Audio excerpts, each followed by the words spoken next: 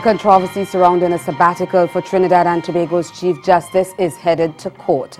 That's our top story in Caribbean Newsline for Thursday, March 15. From the CMC News Center in Bridgetown, I'm Nicole Best. Good evening. Prime Minister Dr. Keith Rowley said Thursday that the government will go to court to seek clarification on whether President Anthony Carmona had the authority to give permission to Chief Justice Ivor Archie to proceed on sabbatical leave. The announcement came even after a release from the office of the Chief Justice said he would no longer seek sabbatical leave but would proceed on vacation instead. Speaking at the weekly post-cabinet briefing on Thursday afternoon, Rowley told reporters that he had sought legal advice on the matter and he is now of the view that the president had no authority to delegate onto himself the authority to change the terms of engagement of any member of the judiciary, particularly the Chief Justice. The Prime Minister said that authorities lie with the executive, and as head of the executive, he would guard that very jealously. Rowley said his government sees the development as disturbing, and he is adamant that it needs to be dealt with frontally and decisively. And I do this again with the background that the document which purports to have come from the Chief Justice last night, indicating a change on the nature of the leave,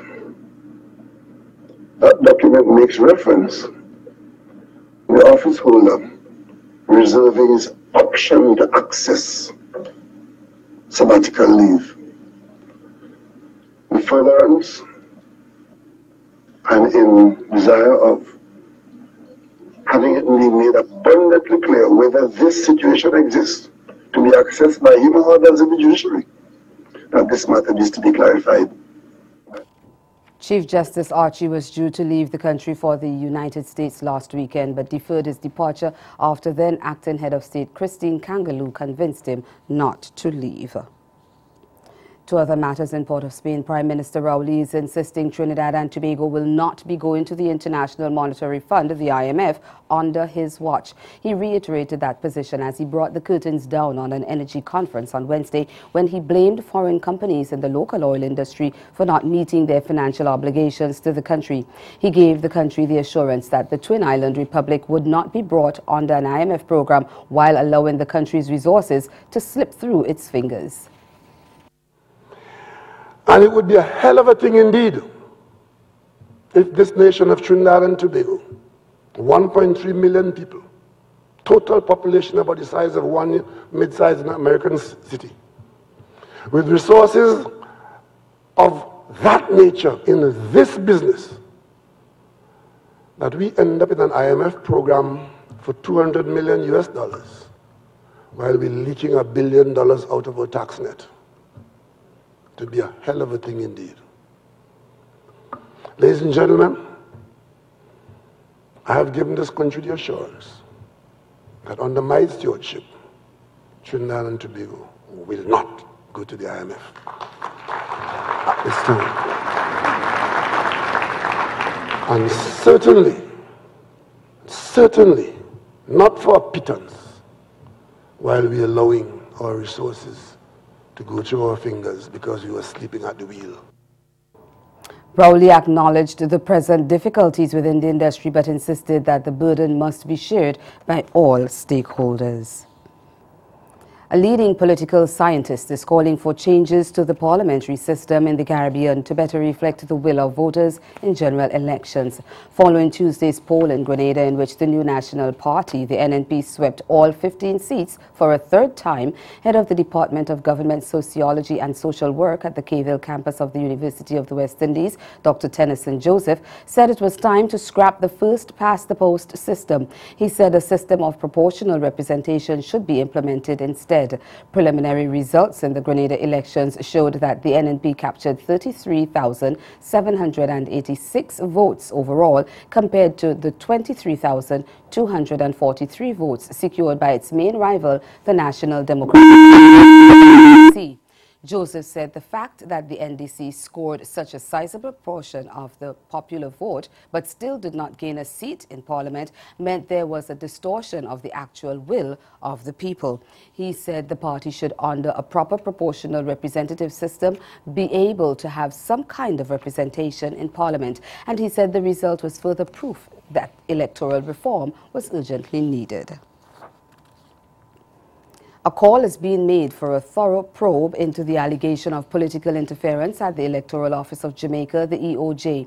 The claim has been made by Director of Elections Orette Fisher, who announced his resignation, which takes effect at month end. Executive Director of National Integrity Action, Professor Trevor Munro, says the matter is extremely serious and warrants a detailed investigation. He zeroed in on reports that Fisher and the EOJ had come under pressure from a member of the Electoral Commission of Jamaica. Informing staff of his pending departure, Fisher said that the EOJ today is a far cry from what existed when he joined the organization 23 years ago. General Secretary of the main opposition People's National Party, Julian Robinson, who is a member of the Electoral Commission, says Fisher had been under pressure. Short time that I've been a member of the Electoral Commission, I believe that the director has been subjected to what I would call disrespectful and abusive behavior by other members of the commission. And I believe that the director probably got to the point where he felt that he could not tolerate that kind of behavior anymore. There has been a systematic attempt and a consistent attempt to question the director's integrity and professionalism. And it has been certainly so from I have been on the commission and from my understanding before I became on the commission. And I believe that would have contributed or would have been a contributing factor to his decision to step away from the post. Fisher's resignation comes amid a wait for a judgment in a lawsuit he filed against the Electoral Commission, seeking judicial review of its decision not to renew his contract, which expired at the end of October 2017. He had been allowed to remain in the position pending the outcome of the matter, which was heard before Justice Kirk Anderson last month. Still in Kingston, the National Security Minister on Wednesday launched the Jamaica Eye program as part of the government's anti-crime plan. It involves the creation of a national closed circuit, that's a CCTV system, that will assist in the fight against crime. TVJ's Shabella Mitchell reports. Jamaica has joined other countries like the United Kingdom, France and China in building out a national CCTV system. The program in this country is designed to use cameras installed by the government as well as drawing on CCTV feeds from private individuals once they have a digital camera covering public spaces. Already, the National Security Ministry has deployed 180 cameras across the island. These are in areas such as Kingston, Montego Bay, Mandeville, Ocho Rios, Maypen and Negril. We are going to have one central control center, and then we will be having 5 monitoring centers. The control center is the nerve center of the system, and everyone working at the control center has already been vetted to the highest level. Every activity in the control center will be recorded and therefore it can be audited. There is a rigorous audit regime because we want to protect the integrity of the Jamaica Eye. Of note, the 5 monitoring centers can only observe. They cannot get into the systems. The initiative will allow the police and army to cover more areas. For those who think that they can commit the acts and move across the parishes, move across the state, move through freely, we have the technology now that will enable us to better understand and better respond to how these criminal acts are being executed. Major Bryan says the initiative will not only focus on crime. So the technology will help us to have better situation awareness of what is happening at that particular incident, so we can have a coordinated approach towards responding to incidents. So the health sector can respond, the police can respond, and we're not waiting on the fire services, and we're not just waiting on the police to get there to make that assessment.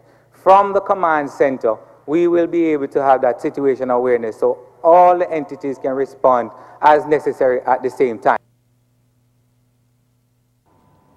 Still to come in Caribbean Newsline, police in St. Lucia investigating mysterious deaths. Stay with us, there's more news after the break. Time. Kick back, relax, enjoy the view, the boats, the scenery amidst epic parties, entertainment and nightlife. Antigua Sailing Week. Experience 7 days of non-stop bliss. Chase the race daily by land or up close by sea as the crews compete for glory. Then, when night falls, the harbor ignites. Antigua Sailing Week, April 28th to May 4th, 2018. Antigua and Barbuda. The beach is just the beginning.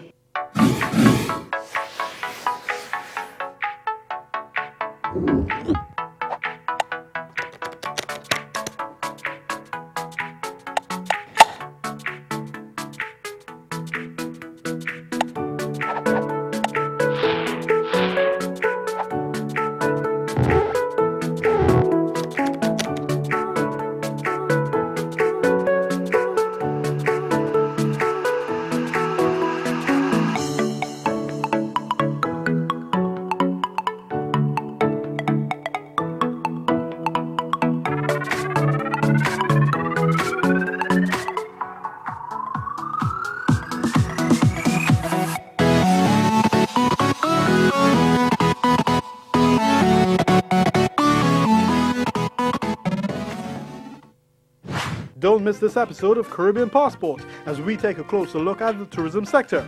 Grenada, Antigua and Barbuda, Barbados, and Trinidad and Tobago are re-energizing their markets. We also get an insight from one of the most respected authorities in Caribbean tourism, the Honorable Alan Chastanay. All this and more coming up on this channel.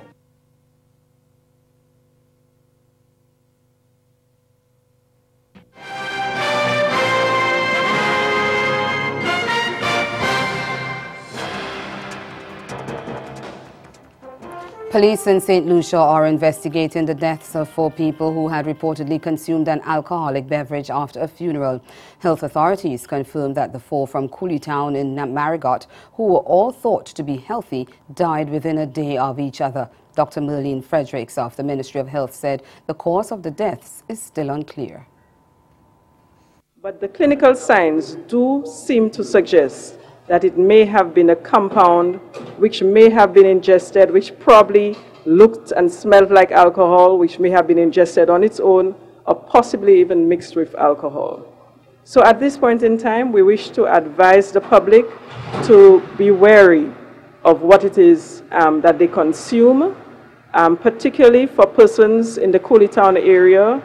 We're asking if anybody should know of any unusual occurrence that happened in the community. We're asking them to come forward and share that information with us, because we need to ensure that this substance, whatever it is not still out there, and to prevent further persons from becoming at risk of ingesting this substance. Dr. Frederick said since the deaths, hospitals and clinics in the area have been bombarded by concerned citizens wondering whether they too have been affected. But she said there is no evidence to suggest that the mysterious deaths are a result of any virus, and she cautioned residents to take all necessary precautions when consuming food and beverage. But we want to assure persons that so far it does not look like an infectious agent. So we are not suspecting an infectious disease or something that can be contagious that will be spread from one person to the other. Although we do not have all of the evidence so far, it does seem to point to some kind of a toxin or some kind of a poisonous substance that persons may have been exposed to, more than likely through drinking or food. So we would like to advise persons to avoid. I would be happy if everybody would just avoid alcohol, period. But certainly if you can't, ensure that whatever it is that you're drinking, that you're getting it from a reputable source, that it is, you can be assured of what it is that you're taking in. And if any person thinks that they may have been exposed, you're asked to come to our health facility so that we can examine you, so that we can take the necessary samples for testing and provide the treatment and monitoring that is necessary. Industrial action in the Bahamas looms as the Union of Teachers prepare to file a trade dispute over several issues. The union's president, Belinda Wilson, says some of those matters include disrespect as well as back pay owed to more than 750 teachers. She says the union is not afraid to strike if officials fail to adhere to the industrial agreement. We get the details in this ZNS Network News report. Some people who you only see for a while. Hug some teachers, talk to each other.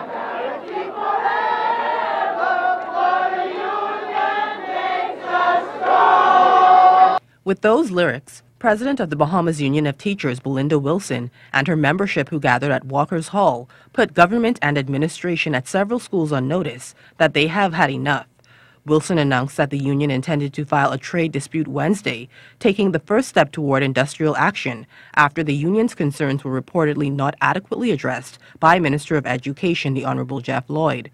At the heart of it, union access to school campuses, teachers' rights, and grievances at several schools. We're going to also file on the monies that are owed to our teachers, some for years and years. So we're going to file on that back pay, on confirmations. We're going to file on the $1,000 lump sum payment that should have been paid from September last year. There's still 753 of our teachers who have not received those funds as yet. Wilson says they may also file a dispute for a reassigned teacher who never signed a letter presented. The union president, perched atop a vehicle, made it clear that she does not care who the government of the day is, and while she has no issues with the Minister of Education, her priority is to ensure that her teachers are treated fairly. She urged teachers to stand for their rights and not to suck up to anyone for promotions and do their jobs, while sending a strong message to school principals and administrators. You can't run no school by yourself. The teachers are the engine for that school. 1,000 children and 5 administrators. You cannot run the school alone. We are placing y'all on notice. At almost 9:30 a.m., Wilson urged teachers to take out their phones and notify their principals they would be late and there could be no repercussion. Wilson says teachers work hard and are committed to their jobs. She says the union also has a right to access campuses and call meetings, so the union must nip the issues in the bud and stand for its members. As thousands of Venezuelans continue to flee their homeland, the United Nations is for the first time asking the region to treat them as refugees rather than mere economic migrants. A spokesperson for the Office of the UN High Commission for Refugees says Venezuelans are leaving for a variety of reasons, including insecurity and violence, lack of food or medicine, or access to essential social services, as well as loss of income. The UN official says while not all those leaving are doing so for refugee-related reasons, it is becoming increasingly clear that a significant number of them are in need of international protection. UNHCR guidelines encourage states to ensure Venezuelans have access to refugee procedures. This crisis is a whole different ballgame. So we will be developing a plan with the government, with the President, the Foreign Minister, and the leaders here, along with the United Nations team, to make certain that we put together an integrated United Nations response plan so that we can scale up as necessary based upon the conditions that we are hearing about inside Venezuela. We will do everything we can to help the people that have left Venezuela, no matter where they go. And I'm calling upon the leaders around the world to help address this situation, but make certain that not a single Venezuelan that leaves that country, when they come into Colombia, make certain that Colombia gets the support it needs, Brazil gets the support it needs, Ecuador gets the support it needs. And ahead in Newsline Sport, Afghanistan pulls off an upset victory over West Indies in the Super Six's first round of the ICC World Cup qualifiers. Stay with us. Sport is next. It's time. Kick back, relax, enjoy the view, the boats, the scenery amidst epic parties, entertainment and nightlife. Antigua Sailing Week. Experience 7 days of non-stop bliss. Chase the race daily by land or up close by sea as the crews compete for glory. Then, when night falls, the harbor ignites. Antigua Sailing Week, April 28th to May 4th, 2018. Antigua and Barbuda. The beach is just the beginning. Reggae and dancehall artist Cargo has made his way onto the Billboard Reggae Albums chart. The 15-track compilation, Walk a Mile, debuted in the number 5 position. The album was released on February 9th via the streaming hub Imprint. Walk a Mile is available on a number of major online platforms including iTunes and Amazon Music.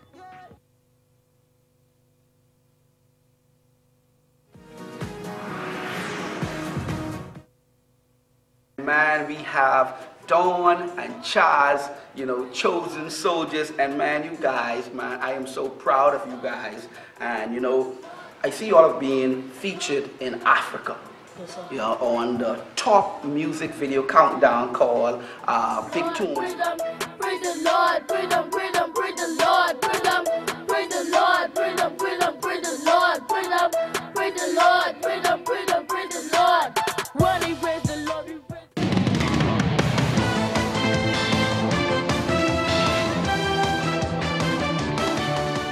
Minnows Afghanistan pulled off an upset victory over favourites West Indies in the first round of the Super Sixes of the ICC World Cup qualifiers on Thursday.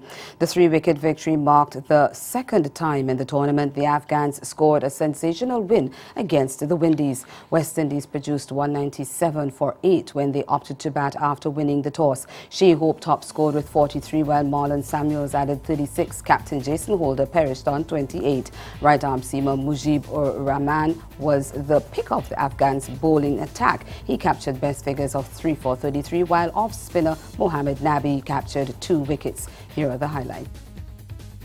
Oh, got him. Was that a little googly? Such variation from Mujib. Chris Gale befuddled. That's well played. Using that pace. Nice shot. Yeah, really well played. And away it goes for a boundary. Oh, big shout. Yeah, that's out.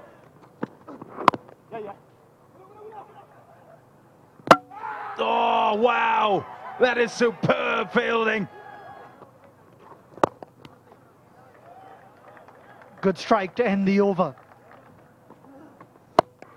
Come on. Oh, that's a good hit. It's a half tracker. Gone for the big shot, 2 men converging on it. And the catch is comfortably taken. Nicely played. Wide and the bat face opened. Wide again and a full toss this time, a gift really.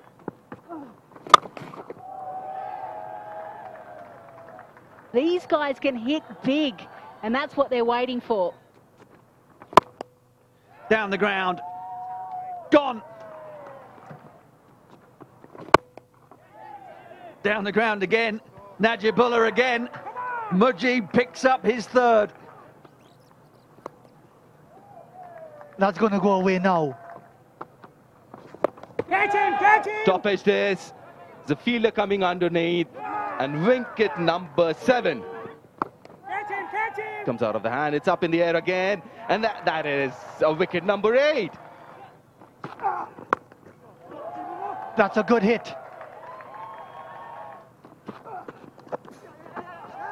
Getting a bit too creative there. Ashley Nurse, don't know if he's tried that shot very often, either for the West Indies or Barbados Pride. It finishes up as a single, and the West Indies fall short by just 3 runs of getting to 200. But a 66-run partnership between Samuela Shenwari and Ramat Shah steadied the innings after Afghanistan lost 2 early wickets, that of Javed Amidi and Mohammad Shahzad. Shah top-scored with 68 from 109 balls, while Shenwari chipped in with 27. The Windies captains picked up 3 wickets for 39 runs, while medium pacer Kimo Paul had figures of 2 for 29. That's well timed. Nicely played. Ramat Shah brings up his 10th one-day international 50, his second in the qualifiers.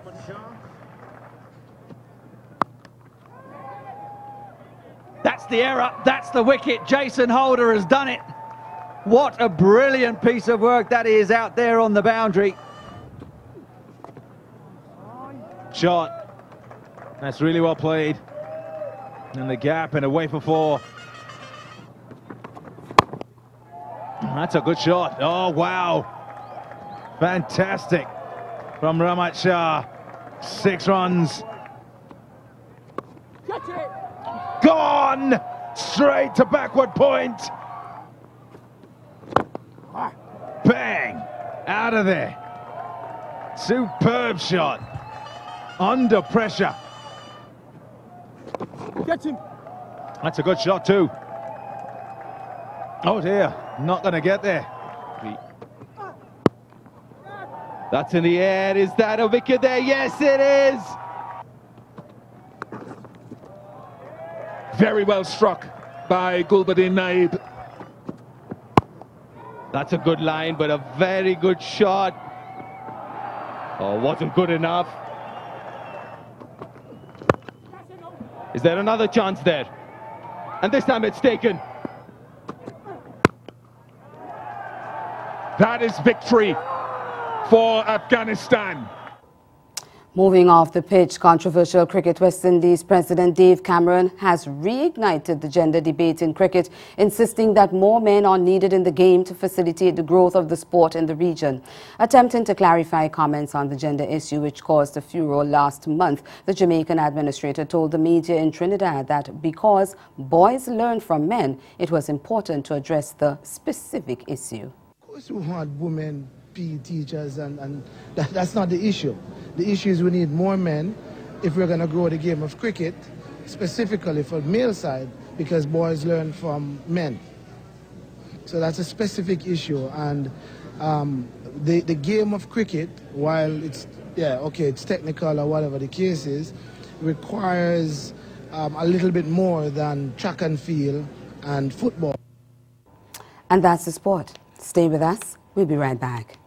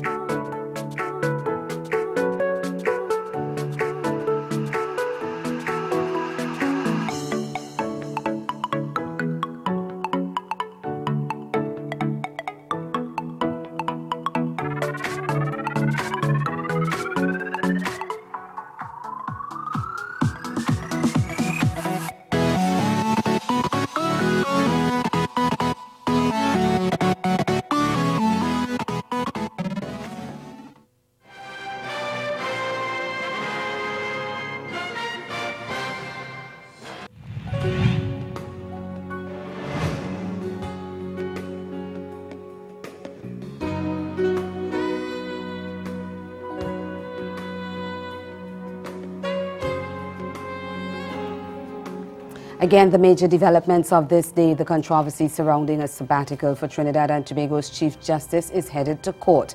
And in sport, Afghanistan pulls off an upset 3-wicket victory over West Indies in the Super Six's first round of the ICC World Cup qualifiers.